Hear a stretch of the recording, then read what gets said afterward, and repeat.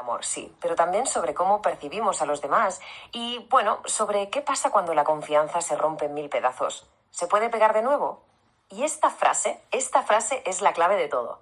Para Esther, la protagonista de nuestra historia, esto no era una frase hecha de una taza de desayuno, no, no.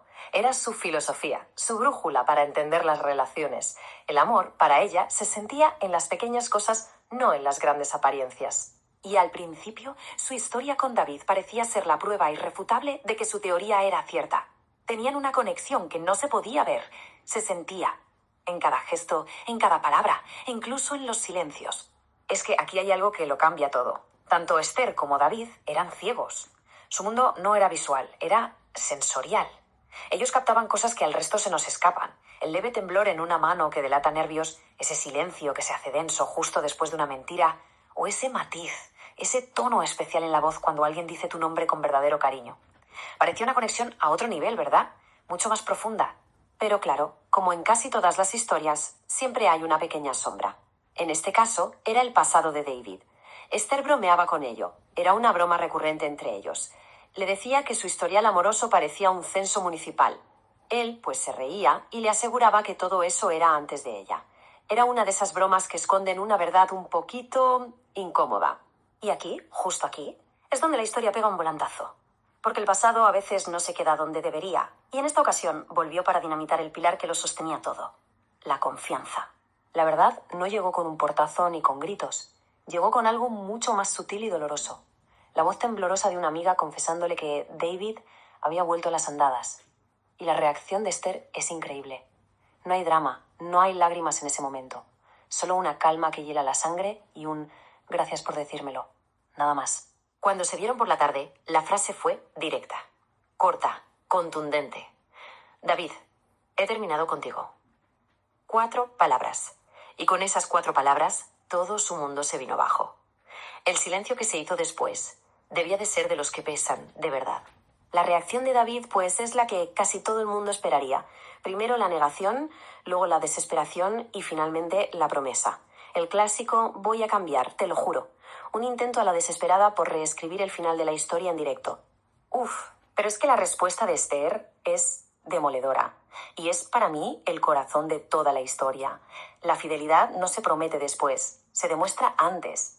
Para ella, la confianza no es algo que se arregla con una promesa de futuro. Es algo que se tendría que haber cuidado en el presente. Y con esa frase, ¡zas!, se acabó la conversación. Pero que una relación termine no significa que la historia se acabe. Ni mucho menos. Ahora empieza lo que yo llamo la fase del eco, de la ausencia. Con David intentando recuperarla a toda costa. Y Esther intentando aprender a vivir sin él. David despliega toda la artillería de la Reconquista.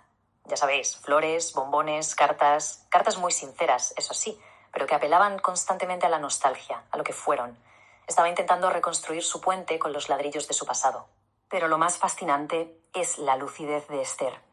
Reconocía que las palabras de David eran bonitas, claro, pero para sus adentros pensaba esto. Era plenamente consciente de que había un abismo enorme entre lo que se escribe en un papel y lo que se hace en la vida real. Y aquí vemos su lado más humano. Y la verdad, tiene hasta un punto cómico. Intentaba olvidarlo, pero la rutina es muy terca. Un día, por pura inercia, prepara 2 cafés y para no tirarlo, se bebe los 2. Acabó con una taquicardia, claro.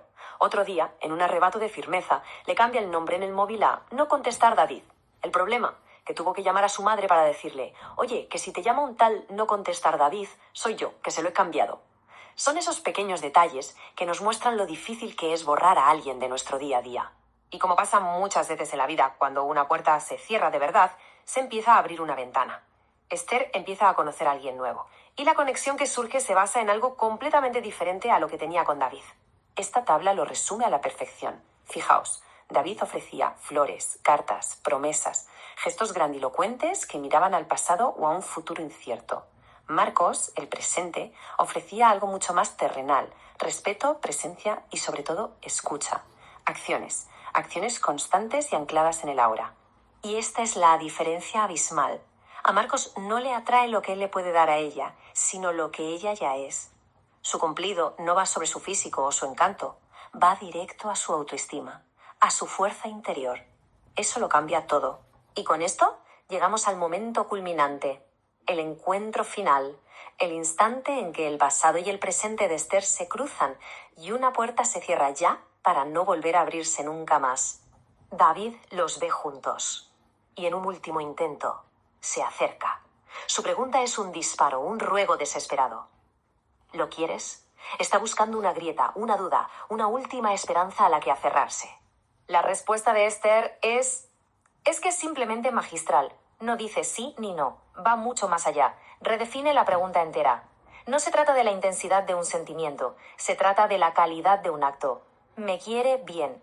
Y ese bien lo contiene todo. Es una declaración que zanja cualquier debate. Y en ese preciso instante, Esther se da cuenta de algo fundamental sobre sí misma. Entiende que su decisión no es un enfado pasajero, no. Es una elección consciente, basada en el autorrespeto. Y una vez que se toma esa decisión, todos esos grandes gestos del pasado, las flores, las cartas, pierden completamente su poder. Se vuelven irrelevantes. Entonces, ¿con qué nos quedamos de toda esta historia? ¿Cuál es la lección de fondo? Pues creo que se puede resumir en dos ideas muy potentes. La primera es esta. El amor es increíblemente elástico, puede perdonar un error, un tropiezo, un mal día, pero tiene muy poca paciencia con los hábitos, con esos patrones de comportamiento que se repiten una y otra vez y que en el fondo demuestran una falta de respeto. Y la segunda, y quizá la más importante, es esta.